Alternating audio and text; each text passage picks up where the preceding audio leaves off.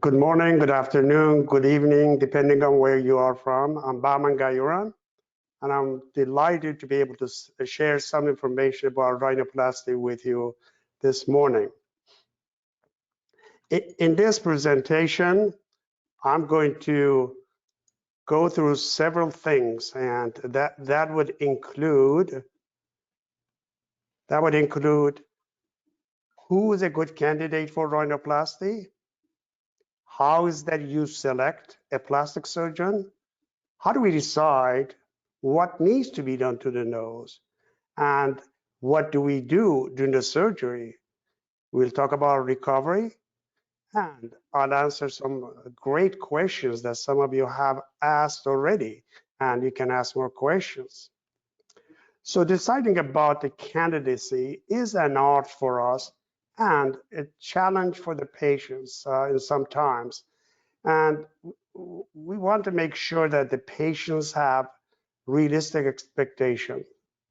For example, if a young lady has lost a boyfriend and wants to get the boyfriend back, doing a rhinoplasty is not going to resolve that. Or if there's a trouble in marriage, that's not going to be resolved with a rhinoplasty also. We want to make sure that the patients have enough understanding of what they need, what they want, and ultimately, it has to be the patient's decision. We don't want the parents to make a decision for a teenager, and we want the patient to decide. We don't want the husband to decide for the wife or vice versa.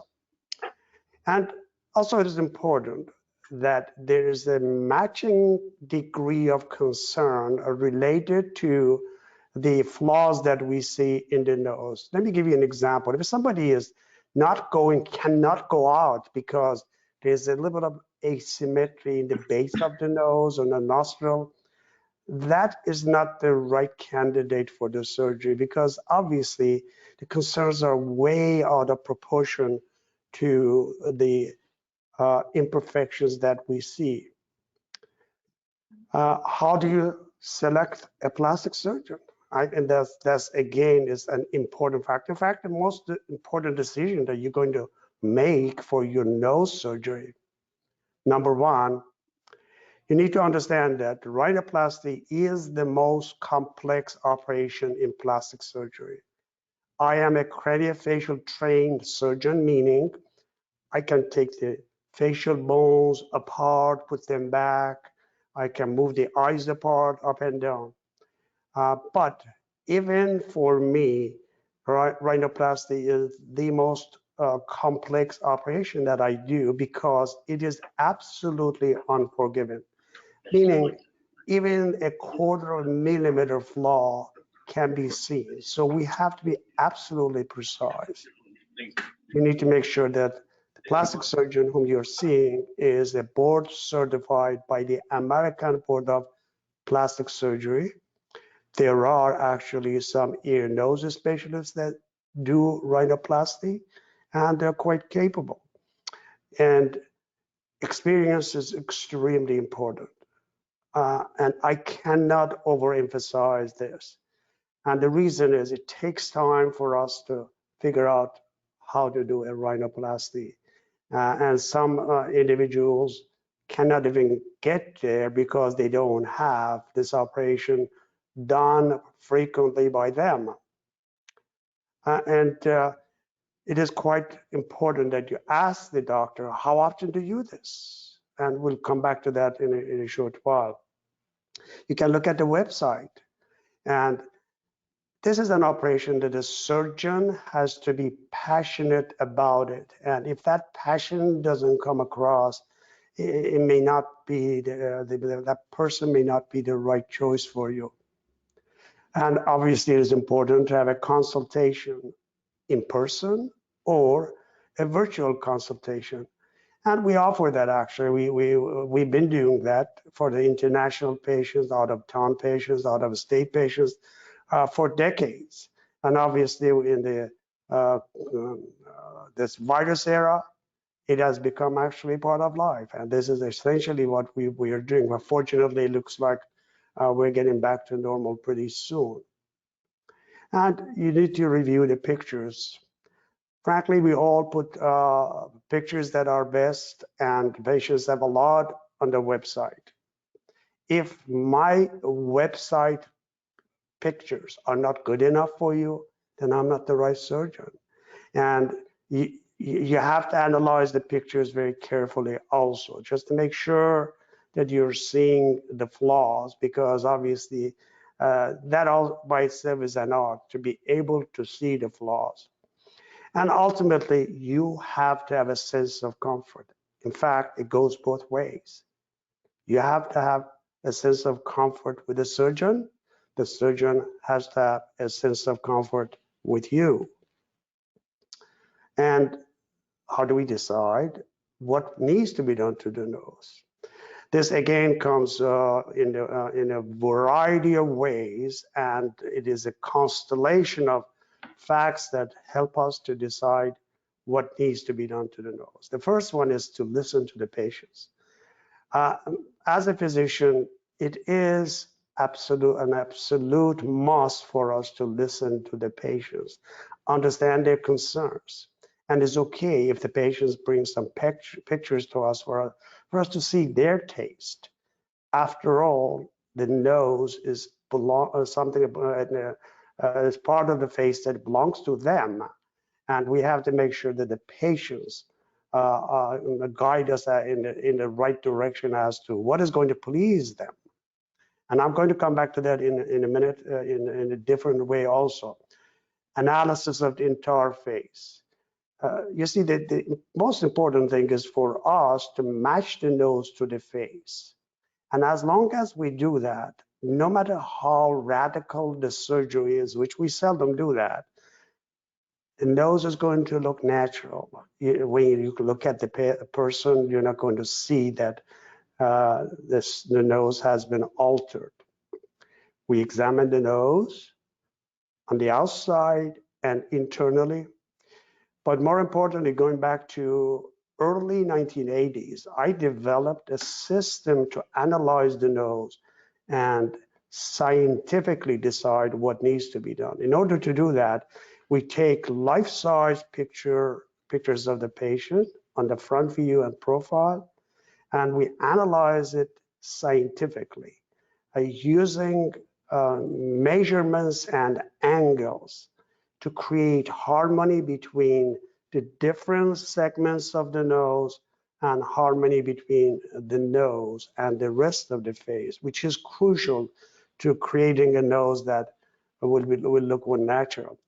This is an illustration of some of the angles. There are about 16 steps that we go through to lead us to decide what alterations will suit that patient more precisely and the best way possible. And I share those pictures with the patients and show them what is that we're going to alter and how, especially in the profile, the pictures will look like. We also have capabilities to morph the pictures, meaning alter in the pictures in the computer, demonstrating some of the changes that we're going to make. Obviously, nobody can guarantee results, but it is the best way of communicating with the patient on their pictures rather than somebody else's pictures or some other people's pictures. The reality is that a nose that may look wonderful in one face may not fit the other face. This is the scientific way of deciding what needs to be done, and we take away that prototype nose that used to be the standard going back to 80s, even sometime in 90s. We have gotten away from that. If you go to my website and look at the pictures that I'm going to show you today, not two noses are alike because they're not two faces that are exactly alike, unless they're family members, sisters, twin sisters, twin brothers. The noses should not look very similar. So what is that we do? Number one, this is a procedure that is done under anesthesia and during the surgery, and I'll come back to that in a second. What we do is through a tiny incision in this area, in the column in between the nostrils, which is called an open technique. We lift up the skin and alter the underlying frame. The incision will continue inside the nose, but you don't see that from the outside. And what we do is alter the frame by removing some of the redundant skin, some of the redundant cartilage, extra protruding hump, which is a piece of cartilage and bone. Move the bones closer together if we need it. Narrow the tip cartilages so we can create a better definition, more pleasing definition. Use some support on many noses. The tip is hanging, and we need to make it stronger. To do that, we actually use the patient's own cartilage from inside the nose, which is called the septum. There's a wall partition inside the nose that's called the septum. And if we need to, if the nostril is retracted, we add more support, and that helps the breathing as well. And if we need to narrow the nostrils, we make a tiny incision at the base of the nostril where the nostril joins the face. So the incision or cut falls in the crease, and after it heals, you really have to look for it to be able to see it. With the patients that I'm going to show you, almost all of them had that kind of incision, but you will see that they're not discernible, they're not noticeable. Let's talk about the recovery. Many of the patients have some degree of swelling and bruising. And with the abundance of experience, we can actually minimize this. We can't control the bruising and bleeding or swelling completely, but those of us who have done enough of these, the minute we lift up the skin, we know that it's a patient who's going to bruise or bleed. We give them medications during the surgery to minimize the bruising and swelling. Pain is not severe after this operation. The night of surgery, the patient may have some throbbing, some pain, but we give pain medications that we keep them comfortable, and that's part of our responsibility. Patients who have had surgery, rhinoplasty, should not be exercising heavily for 3 weeks. Walking is encouraged, actually. They can walk, but we tell them not to exercise strenuously.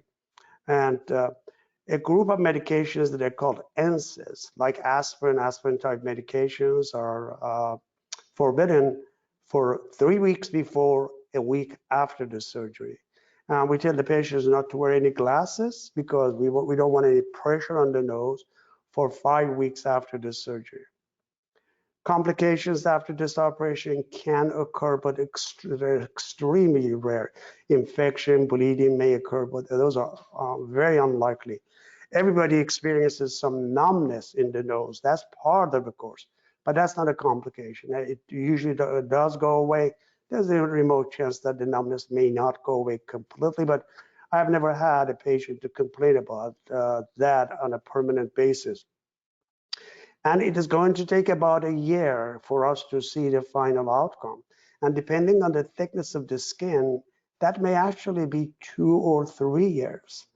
However, every patient will see some benefit from the surgery soon after we remove the bandages. And the bandages will stay on 7-8 days, and there'll be 2 tubes inside the nose. I don't use packing after the surgery.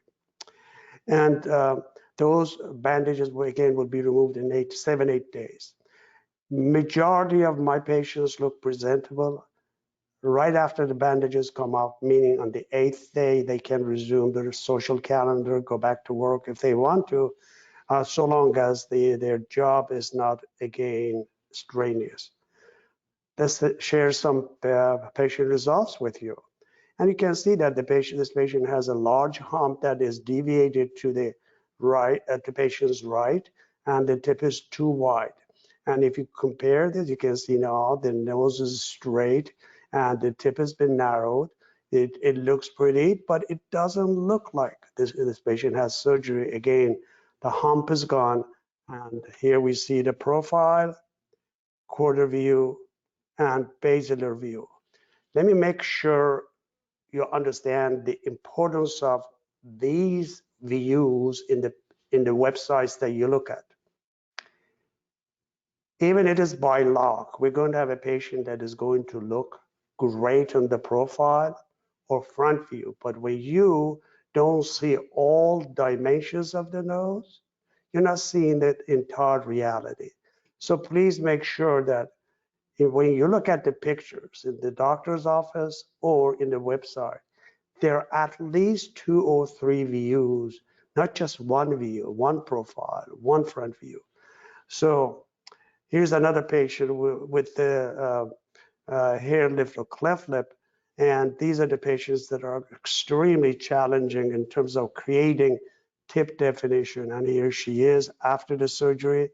And you can see on the her nose and the profile. I also did a chin surgery on her. I brought her chin forward, and you can see how much projection we have created for her. The hump is gone, and we have created a more balance to the profile compared to this convex face. The patient, another patient with a large hump with deviation of the entire nose of the patient's left. And when you compare the before and after, you can see the nose is straight. All the adjustments have been made.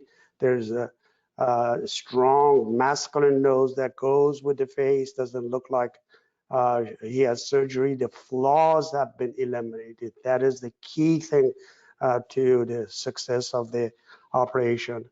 And we need to create noses that again look pleasing but natural. It's a patient who has significant excess width to the nose. In this area, you can see it has been narrowed. The nose looks prettier. She looks less angered. Obviously, we have done also a forehead procedure on her, take away this line at the same time. And the profile has not been changed drastically because she really didn't need that to be changed. And here's a patient who had nose operation previously after an accident. And you can see nothing is in the right position. And here's a reconstruction after placing her own rib cartilage under the skin and using some more soft tissues to make her look better on the front view, profile, quarter view, and the basilar view.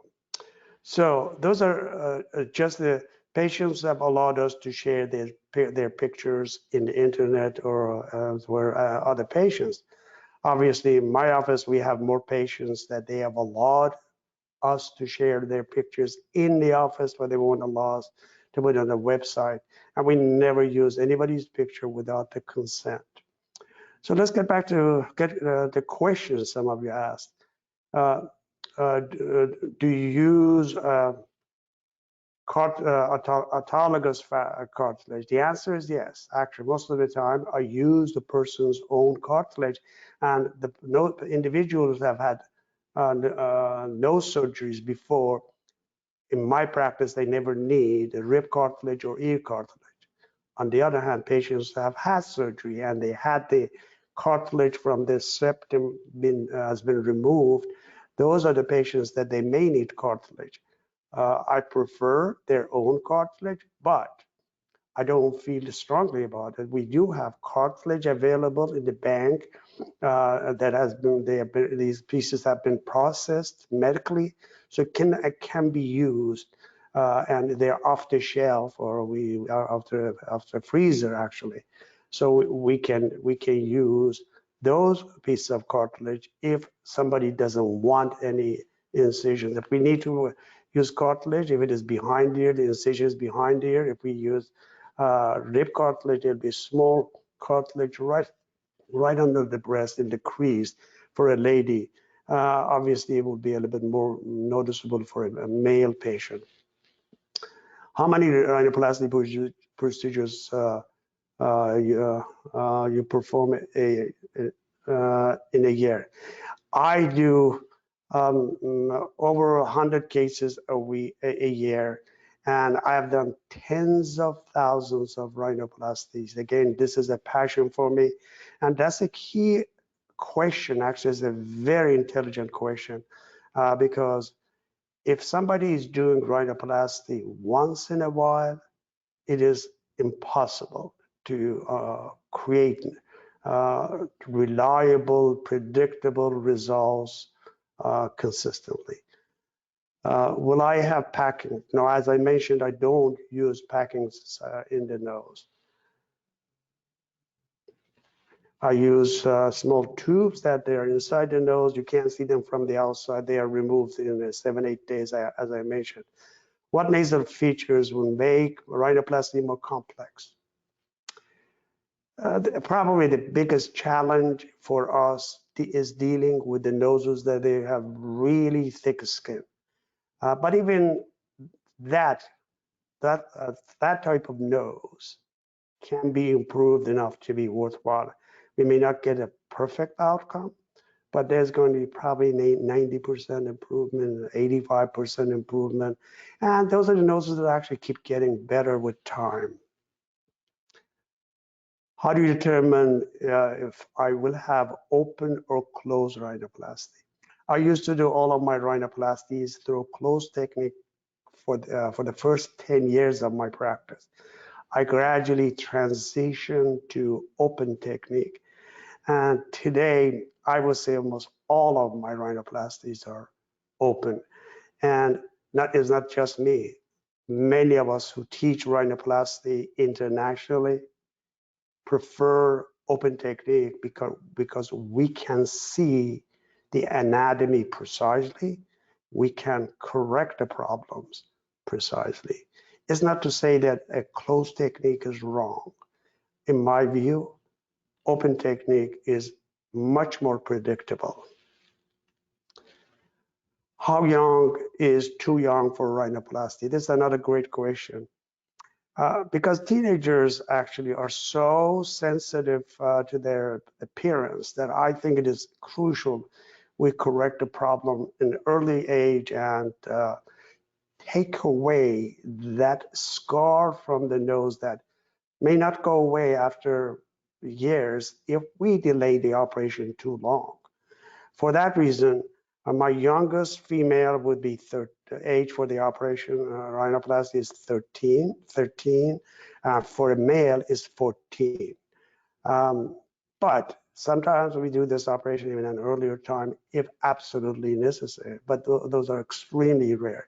That's the sort of an ideal age because that's the age that they become very engaged with their faces, and we want again to avoid long-term consequences. So in summary, I have shared some information about rhinoplasty with you and answered some questions, and I hope that this was educational for you. Thank you for your attention.